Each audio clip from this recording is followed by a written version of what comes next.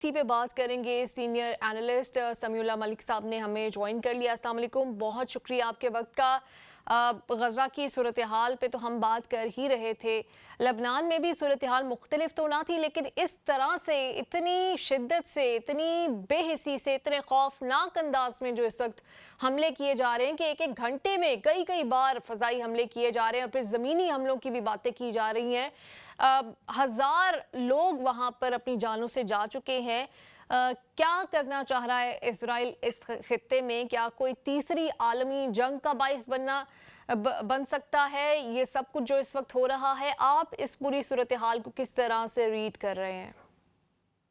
اعوذ باللہ السمیع العلیم من الشیطان الرجیم، بسم اللہ الرحمن الرحیم. وَلَنَبْلُوَنَّكُمْ بِشَيْءٍ مِّنَ الْخَوْفِ وَالْجُوعِ وَنَقْصٍ مِّنَ الْأَمْوَالِ وَالْأَنفُسِ وَالثَّمَرَاتِ وَبَشِّرِ الصَّابِرِينَ الَّذِينَ إِذَا أَصَابَتْهُمْ مُصِيبَةٌ قَالُوا إِنَّا لِلَّهِ وَإِنَّا إِلَيْهِ رَاجِعُونَ. صدق اللہ العلی العظیم. رب اشرح لي صدري يسر لي أمري واحلل عقدة من لساني يفقهوا قولي. ربنا تقبل منا إنك أنت السميع العليم. آمین یا رب العالمین. لاکھوں ہم تو سنا رب تعالیٰ کی ذات گرامی پر اور کروڑوں درود رسول اللہ صلی اللہ علیہ وسلم کی ذات گرامی پر. اما بعد، میں فوری طور پہ آپ کے اس موضوع کی طرف آ رہا ہوں میں، کیونکہ آپ نے جس طرح جو انٹرو دیا ہے اس کے بارے میں، جو دنیا کی خوفناک صورتحال بڑی دل سوز سے بیان کی ہے، اس میں تو کوئی شک نہیں. اس وقت ہر ذی شعور، میں صرف مسلمان نہیں کہتا، ہر ذی شعور انسان جو ہے اس وقت پریشان ہے کہ یہ کیا ہونے جا رہا ہے. کیا واقعی آپ نے جس طرح اشارہ کیا، کیا ہم واقعی تیسری عالمی جنگ کی طرف جا رہے ہیں؟ اور کیا لوگوں کو اس بات کا احساس ہے کہ آئندہ جو عالمی جنگ اگر ہوگی تو کس قدر خوفناک ہوگی کہ دنیا پہ پوری جتنے بھی سانس لینے والی چیزیں ساری جو ہیں وہ ختم کر دی جائیں، ختم ہو جائیں گی. ایٹمی لازمی بات ہے کہ اس وقت بہت سے ملک جو اٹامک پاور ہے، اسرائیل بھی اٹامک پاور ہے، اور جب عالمی جنگ ہوگی تو اس میں لازمی بات ہے کہ بہت سے اور اٹامک پاور اس میں شامل ہو جائیں گی. لیکن بد نصیبی یہ ہے کہ اس وقت عالمی میڈیا جو بھرپور اسرائیل کو اپنے دفاع میں لڑنے والے ملک اس کو بتا کر اس کے ہونے والے مظالم پر پردہ ڈال رہا ہے. وہ سمجھتے ہیں کہ اسرائیل کو مسلم کشی کا ٹھیکہ دے کر اپنے ملکوں میں نوجوان نسل کو اسلام میں داخل ہونے سے روکا جا سکے. کیونکہ آپ جانتے ہیں کہ اس وقت یورپ میں، امریکہ میں بہت بڑا ایک اسلامی ایک سوچ ہے وہ چل رہی ہے، اور بہت سے جو لوگ نوجوان نسل جو ان کی ہے وہ اسلام قبول کر رہی ہے. اس حوالے سے ان کو بڑا خطرہ ہے. کیونکہ اگر یاد ہو کہ جب سے فرانس میں آبادی کے تناسب سے یہ رپورٹیں شائع ہونی شروع ہوئی ہیں کہ 2050 تک موجودہ انتخابی عمل یہی جو انتخابی عمل جا رہا ہے، اس کی بنا پر مسلمان فرانس میں اس قدر اکثریت میں ہو گئے کہ ان کو حکومت میں آنے سے روکنا مشکل ہو جائے گا. اور اس کے بعد دیگر یورپی ممالک میں بھی اس سلسلے کو پھیلنے سے روکنا کسی کے بس کی بات نہیں ہوگی. اور وہ کہہ رہے ہیں کہ اگر فرانس میں جب اسلام آئے گا تو اس کے ساتھ ہی جو ہے یہ اسپین اور فلسطین اٹلی جو ہے یہ بھی باقاعدہ طور پہ جو ہے یہاں بھی آبادی جو ہے بہت بڑھ رہی ہے. اور کیونکہ یہ بالکل ساتھ شامل ہے، اس کے ساتھ اسلامی ممالک شامل ہے، اس میں مراکش ہے، تیونس ہے، دوسرے ممالک شامل ہیں. تو انہیں خدشہ ہے کہ انہوں نے کہا کہ یہاں پہ جو ہے مسلمان جو ہے اکثریت میں آ جائیں گے اور پھر حکومت کریں گے.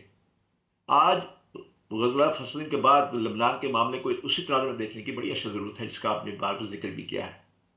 میں چاہتا ہوں کہ تھوڑا سا مجھے اگر وقت دے تو میں ذرا اس کا سینیریو لوگوں کو بتا دوں تاکہ آپ کے جو سننے والے جو آپ کے جی. ناظرین ہیں ان کو پتہ چل سکے. لبنان دراصل ایک ایسا ملک ہے جہاں مشرق وسطیٰ کے دیگر ممالک کے مقابلے میں رائے کے اظہار کی کافی زیادہ آزادی ہے.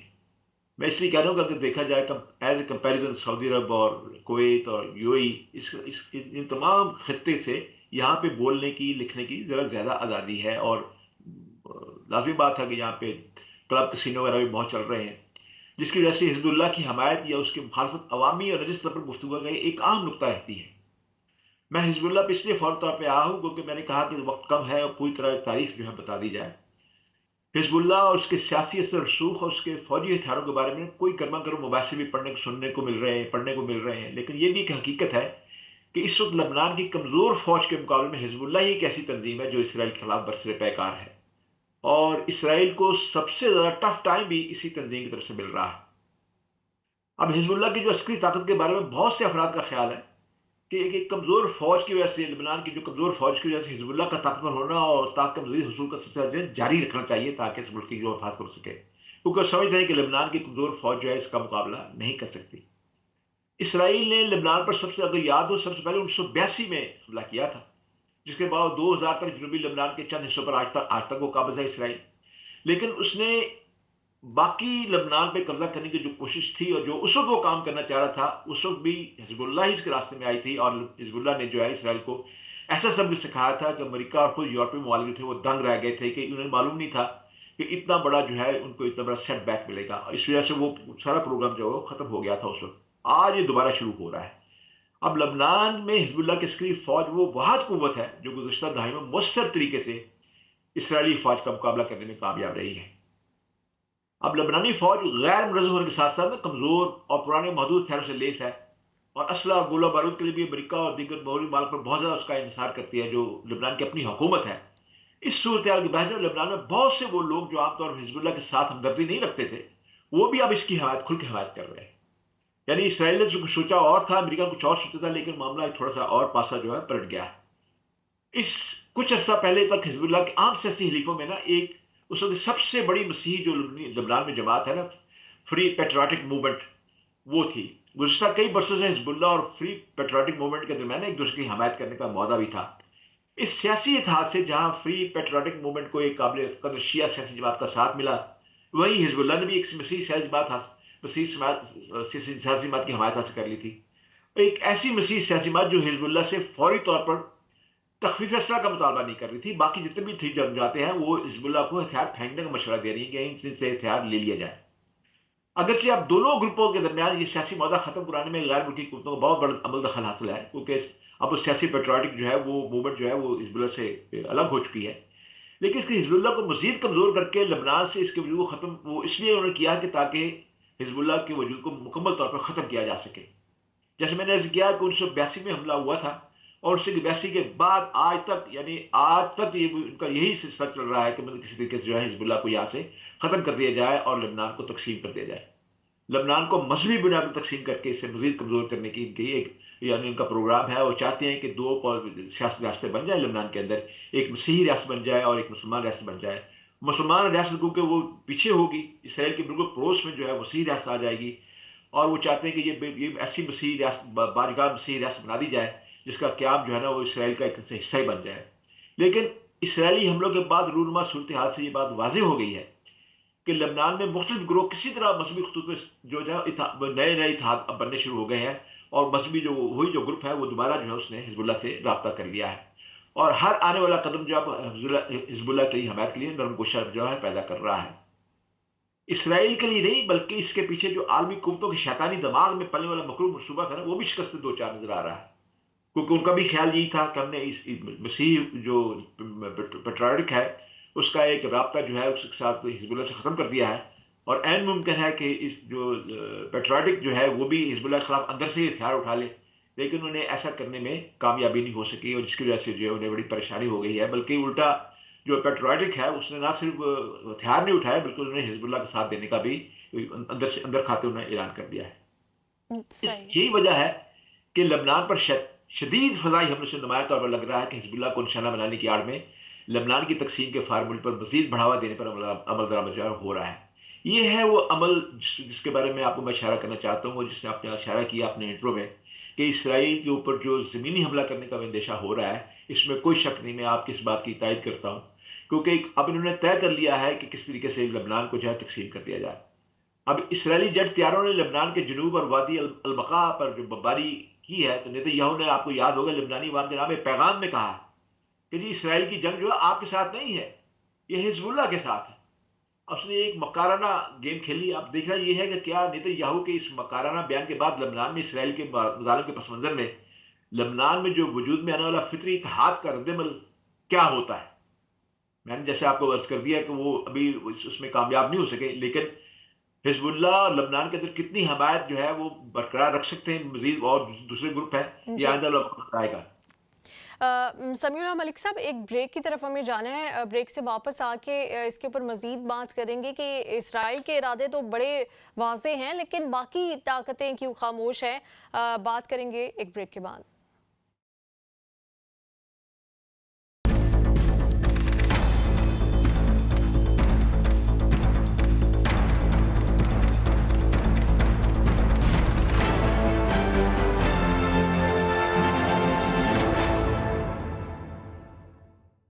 آفٹر دا بریک بات ہو رہی ہے اس وقت لبنان کی صورتحال کی. غزہ کی صورتحال بھی جیسے کہ میں نے آپ کو بتایا کہ جون کی تو ہی ہے. پچھلے 24 گھنٹے میں 31 فلسطینیوں کا قتل عام کیا گیا. اس کے علاوہ डेड बॉडीज़ को चोरी करना और चोरी करके उनके ऑर्गन्स चोरी करना और फिर उनको वापस नाकाबिले शनाख्त हालत में वापस छोड़ जाना, इस वक्त IDF की ये कार्रवाइयाँ भी जा रही हैं। बाकी तो जो जुल्म है वो है और इसकी कोई मिसाल भी नहीं मिलती, लेकिन इस हद तक भी कार्रवाइयाँ जारी हैं।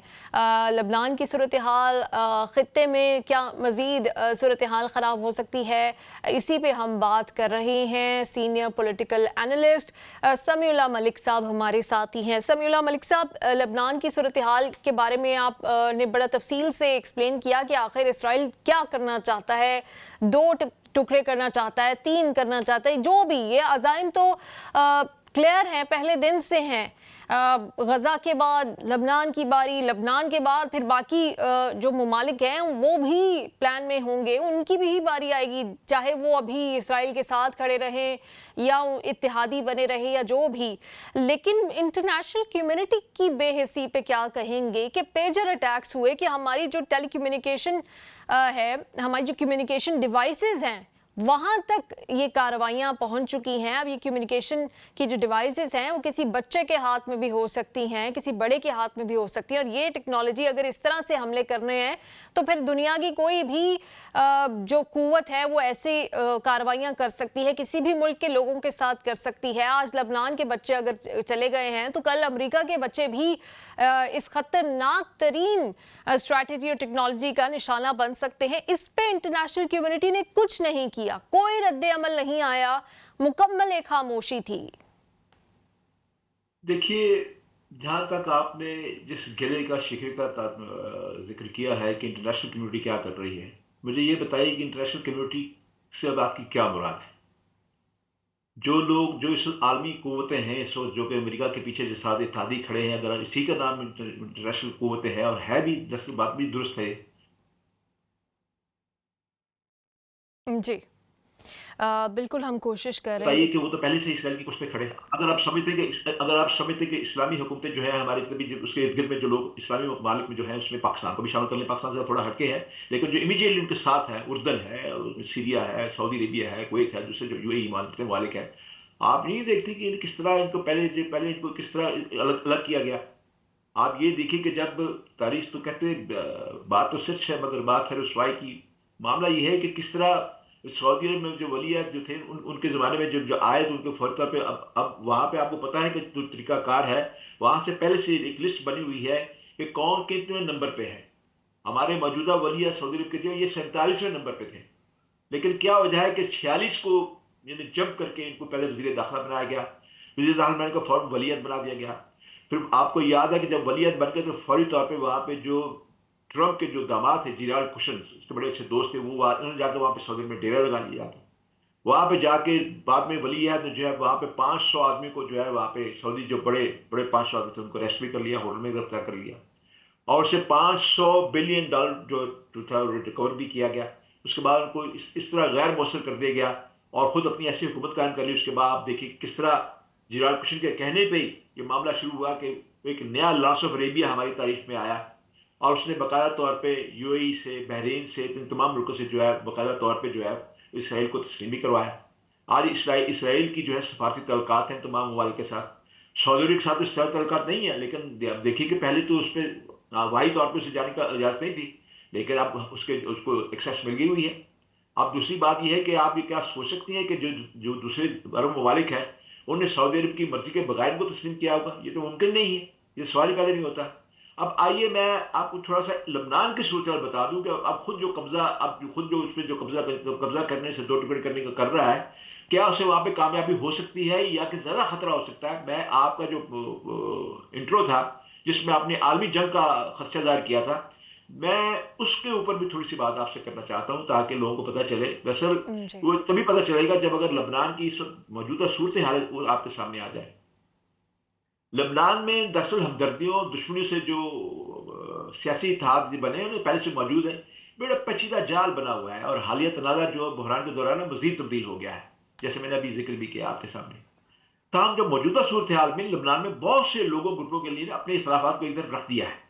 यहाँ तक बहुत से अफराद जिन्होंने गजा की हिमायत में इसराइल के खिलाफ हमले शुरू करने के हिजबुल्लाह के फैसले पर तनकीद की थी ना, وہ بھی آج حزب اللہ پر ملک کو ایک سنگین بحران میں گھسیٹنے کا ان کو جو الزام لگایا تھا وہ بھی آج حزب اللہ کے ساتھ کھڑے ہو گئے. وہ بھی موجودہ صورتحال میں اظہار یکجہتی کرتے ہوئے دکھائی دے رہے ہیں جس پہ ان کو بڑی پریشانی ہو گئی ہے. دوسرا ایک اور بات جس کا آپ نے ذکر نہیں کیا میں اس کا کر دیتا ہوں کہ لبنان میں واقی ٹاکیز پیجر اور وائرلیس آلات پھٹنے کے نتیجے میں جو درجنوں افراد ہلاک ہو گئے زخمی یا معذور ہو گئے ہیں. حزب اللہ نے جس کا الزام اسرائیل پر عائد کیا تھا تاہم فی الحال اسرائیل نے حملوں کی ذمہ داری قبول تو نہیں کی ہے لیکن واضح شواہد کے مطابق اسرائیل ہی اس کا ذمہ دار ہے. حزب اللہ کے لیے یہ حمایت جنوبی لبنان اور وادی البقاء پر بڑے پیمانے پر اسرائیلی فضائی حملے کے آغاز کے بعد اور بیروت کے بہت بڑے پرہجوم جنوبی مضافاتی علاقے دہیہ کو نشانہ بنانے کے بعد مزید تیز ہو گئی ہے. اس کی وجہ سے عام شہریوں کی ہلاکت ہوئی ہے جن میں سے بہت سے بچے ہیں. ان حملوں کے بعد بہت سے لوگوں نے ہوا سے نقل مکانی بھی شروع کر دی ہے. یہ حزب اللہ کے لیے ایک بڑی فطری حمایت شروع ہو گئی ہے. اچھا پھر حال ہی میں جو رخصت امریکی صدر جو بائیڈن نے جو اقوام متحدہ میں اپنی حالیہ تقریب میں ایک مطلب پھر خطے میں 2 ریاستی حل کی جو تجویز پیش کرتے ہوئے نا اپنی منافقت کا اظہار کیا ہے یہ کون نہیں جانتا یہ لو بیٹا کہ خطے میں اس بربادی کے پیچھے سب سے بڑا ہاتھ تو خود امریکہ کا ہے. اس کے اتحاد بھی امریکہ کی ہام لانے کو اسرائیل کی پشت پر کھڑے ہیں. آپ سمجھتی ہیں کہ امریکہ کے ایک دفعہ چاہے اور ارادہ کر لے کہ اسرائیل کو جنگ بند کرنی ہوگی تو اسرائیل کی کیا مجال ہے کہ اس کی طرف سے ایک بلڈ بھی چلے. اب آپ دیکھیے وہ کھلے عام جو ہے اس کی حفاظت کے لیے کھڑے ہیں. آپ نہیں جانتے کہ جب ایران کے اندر جب فلسطینی رہنما کو شہید کر دیا گیا تھا اس کے بعد ایران نے جب جوابی حملے کا اندیہ ظاہر کیا تھا تو کیا امریکہ کی دوڑیں نہیں لگی تھی؟ کیا امریکہ نے فوری طور پر اپنی تمام چیزوں کو کھڑا اعلان نہیں کر دیا تھا کہ ہم ہر صورت میں اسرائیل کی جو ہے اس کی پشت پناہی کریں گے اسرائیل کی حفاظت کریں گے. اس لیے یہ باتیں کہنا کہ 2 ریاستی لوگوں کے سامنے کہنا اور یہ دراصل دوبارہ دھوکہ ہے. اور جو لوگ اب اس کے دھوکے میں آ رہے ہیں وہ خود اپنی باری کا انتظار کر رہے ہیں. اب آپ کیا سمجھتے ہیں کہ اردن نے جب وہ ایران نے جب اپنے ڈرون کے ذریعے حملے بھیجے تھے اردن میں بہت سے تقریباً 232 کے قریب اردن میں گرا لیے گئے تھے. آپ کیا سمجھتے ہیں کہ اردن کی باری نہیں آئے گی؟ اس کے بعد یقیناً اردن کی باری آئے گی. وہ کیوں آئے گی میں پوری یقین کے ساتھ اس لیے کہتا ہوں کہ وہ لوگ مجھ جیسے جو خود بھی تحقیق بھی کر رکھی ہے گریٹر اسرائیل کا منصوبہ ان کے سامنے اسرائیل کا منصوبہ ہے. گریٹر اسرائیل کا اگر نقشہ دیکھیں تو انہوں نے پورا ایک سانپ بنایا ہوا ہے اور سانپ کا منہ جو ہے مدینے کی ریاست کے اوپر رکھا ہوا ہے. جی یہ گریٹر اسرائیل کا منصوبہ ہے سب کو پتا ہے. آج تک اسرائیل نے اس کی تردید نہیں کی. وہ سمجھتے ہیں وہ اسرائیل جو ہے اسرائیل کے جو یہودی طبقہ ہے وہ آج بھی یہ کلیم کرتا ہے. اس نے کہا کہ مدینہ ہمارا ہے ہمیں مدینے سے نکالا گیا ہے رسول اللہ صلی اللہ علیہ وسلم کے زمانے میں ہمیں وہاں سے نکالا گیا ہمارا پیدائشی علاقہ وہی ہے اب وہاں جائیں گے. اب آپ یہ خود سوچ لیں کہ آج جو انہیں ہوائی راستہ دے رہے ہیں ایکسیس دے رہے ہیں کل ان کا کیا حال ہوگا. میں خود کبھی اپنے کچھ سعودی دوستوں سے پوچھتا ہوں میں کہتا ہوں یہ نقشہ آپ اسرائیل کا ہے اسرائیل نے آج تک اس کا انکار نہیں کیا اور اس پہ بدستور وہ کام بھی کر رہا ہے تو آپ کی کیا رائے اس کے بارے میں؟ ان کے پاس کوئی جواب نہیں. نہ ہی اور مڈل ایسٹ کے جو دوسرے لوگ اس میں کویت کے دوست بھی ہیں کیونکہ میں یہاں اتفاق سے ایسے ملک میں رہ رہا ہوں آپ بھی ایسے ملک میں رہ رہے ہیں یہاں پہ ایک کاسموپولیٹن سٹی ہے لندن. تمام دنیا کے ممالک کے تقریباً لوگ یہاں پہ موجود ہیں. بالخصوص مسجد میں ہماری ملاقات ہوتی ہے. آج ہی مسجد میں جمعے کی نماز کے بعد میری باتیں ہو رہی تھی اسی لبنان کے بارے میں ذکر ہو رہا تھا لبنان کی باتیں ہو رہی تھی. اب آپ یہ دیکھیے کہ اب یہ معاملہ آ گیا ہے. میں تو بہت دیر سے واویلا کر رہا ہوں شروع ہوا کر رہا ہوں کہ پانی سر سے اوپر گزرنے والا ہے پانی سر کے ناک تک آ گیا ہے. میں تو بدستور اپنے پروگرام میں اپنے کالج میں آرٹیکل میں لکھتا آ رہا ہوں اور جو کچھ لکھا ہے آپ دیکھ لیجئے خاکم بدن وہ سامنے ہمارے آ رہا ہے. اب مغربی استعمار کی پوری کوشش ہے کہ ہر حال میں لبنان کو 2 حصوں میں تقسیم کر دیا جائے لیکن خود مغربی تجزیہ نگار اس بات پر زور دے رہے ہیں. یہ آپ یہ بھی دیکھیے امریکہ کے اندر بروس میتھیو اور پارٹن جو ہے اس بات پر زور دے رہے ہیں کہ داخلی تقسیم کو موجودہ صورتحال میں ایک لمحے کے لیے ایک طرف رکھ دیا جائے کیونکہ اس کے بعد پیش آنے تباہی کو روکنا بڑا مشکل ہی نہیں ناممکن ہو جائے گا. تو خطے میں یہ خطرہ بھی اوپر کے سامنے آ رہا ہے کہ معاملہ لبنان کی تقسیم پر ختم نہیں ہوگا. جیسا میں نے ابھی کہا نا کہ اردن کی طرف رخ کریں گے لازمی کریں گے. اسرائیل برسوں سے طے شدہ اپنی توسیع پہ عمل کر رہا ہے گریٹر اسرائیل کے جیسے نے کہا ہے. اور سوال یہ ہے کہ خطے میں موجودہ دیگر مسلم ممالک کب تک سیاسی مصروفیتوں کا شکار بن کر مغربی ممالک کے لیے مغربی ممالک کا جو لیپال بدماش اسرائیل ہے اس کو نکیل ڈالنے کے لیے اپنی باری کا انتظار کریں گے؟ کیا اس وقت انتظار کریں گے جب جارڈن پہ جارڈن جب باری آ جائے گی تو جارڈن کو پتہ چل جائے گا کیا اس کے جارڈن نے کیا اس لیے ان کے ڈرون حملوں کو روکا تھا اس پہ جانے کے لیے. صحیح سمیع اللہ ملک صاحب وہ تو ٹھیک ہے کہ یہ کمزوری نظر آ رہی ہے عرب ممالک کے اعتبار سے اگر دیکھا جائے لیکن وہ مغربی قوتیں جو کہ آج تک پوری دنیا میں اپنے آپ کو انسانی حقوق کا علمبردار کہتی آئیں اور اس خوف میں یونائٹڈ نیشنز کا قیام ہوا کہ دوبارہ کوئی عالمی جنگ کا خطرہ نہ بن سکے اور اگر کوئی بھی قوت یا طاقت کوئی ملک اس طرح سے جارحیت کر رہا ہو کہ وہ کسی قانون کی، کسی انسانی حقوق کا کسی کا لحاظ نہ کر رہا ہو، عزت نہ کر رہا ہو، تو پھر وہ ساری دنیا کی طاقتیں مل کر اس کے ساتھ لڑ سکیں یا اس کو بتا سکیں کہ وہ غلط کر رہا ہے اور اس کو تنہائی کا شکار کیا جائے. وہ تنہائی کا شکار اس وقت نہیں ہو رہا. وہی جو بار بار ایک گردان یونائٹڈ نیشنز میں کی جا رہی ہے سیز فائر کے ساتھ ساتھ اگلے ہی بریتھ میں کہا جاتا ہے کہ اسرائیل کے پاس رائٹ ٹو سیلف ڈیفنس ہے. وہ سیلف ڈیفنس کا رائٹ لیبنن کے پاس کیوں نہیں ہے، سیریا کے پاس کیوں نہیں ہے، عراق کے پاس کیوں نہیں ہے، ایران کے پاس کیوں نہیں ہے؟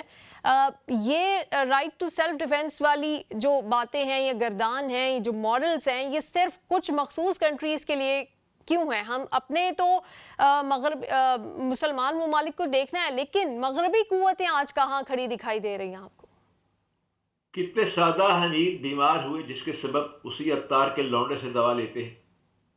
یہ نیلم کیا باتیں آپ کر رہی ہیں؟ مطلب آپ کن کو یہ مشورہ دے رہی ہیں، کن کو یہ بتا رہی ہیں آپ؟ کیا ان کو کہا وہ اتنے بیوقوف ہے، کیا اتنے کم عقل ہیں وہ؟ بیٹا بات یہ ہے کہ سارا کام انہیں کی مرضی سے ہو رہا ہے، انہیں کی مرضی سے ہو رہا ہے. اب آپ دیکھیے نا، افغانستان کے اندر سے امریکہ نکلا اور چند دنوں کے بعد اس نے یوکرین میں کام شروع کر دیا. آج کل رشیا کی طرف سے ایک دھمکی آئی ہے، اس نے کہا کہ اگر معاملہ ایسا چلتا رہا تو اٹامک وار بھی ہو سکتی ہے. ہمیں اس خوش فہمی میں نہیں رہنا چاہیے، نہ اس خوشگوانی میں رہنا چاہیے کہ رشیا کے ساتھ اٹامک پاور ہوگی. میں یہ سمجھتا ہوں کہ اللہ کے اپنے ایک منصوبے ہیں. ہمیں آج وقت آ گیا کہ ہمیں اس بات پہ غور کرنا ہوگا کہ ہم نے اللہ سے کہاں کہاں بغاوت کی جس کی ہمیں سزا مل رہی ہے. ہمیں اس بات پہ غور نہیں کرتے. یہ کیا اللہ سے کم بغاوت ہے کہ جن کے بارے میں اللہ کے رسول نے بوجھ کا اظہار کہا تھا، وہ اپنے دل میں بوجھ اور کینہ رکھتے ہیں، یہودیوں کو نکالا گیا تھا. آج آپ ان کے ساتھ سفارتی تعلقات قائم کر رہے ہیں. یہ کس کو آپ چیلنج کر رہے ہیں؟ کیا اللہ سے اب ہم اللہ سے اگر مدد مانگتے ہیں، اللہ کے رسول کے نام پہ اگر مدد بھی مانگتے ہیں تو کس منہ سے مدد مانگتے ہیں؟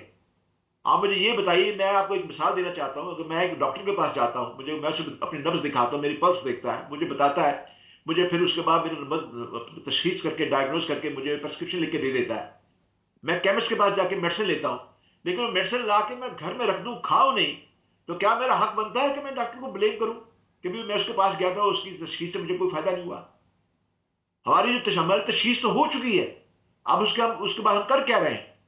کیا واقعی ہم یعنی اللہ نے جن کو ہمارے بارے میں بتایا تھا، اللہ نے جو اصول ہمارے لیے مرتب کی تھے قرآن کے اندر، کیا ہم نے قرآن کو پکڑا ہے؟ کیا اللہ نے نہیں کہا تھا کہ میں نے قرآن کو پکڑ لو آپس میں تو فرقے میں نہ پڑ جاؤ؟ کیا واقعی اس اللہ کی اس بات پہ اللہ کے حکم پہ تابع داری کر رہے ہیں، اس کو مان رہے ہیں؟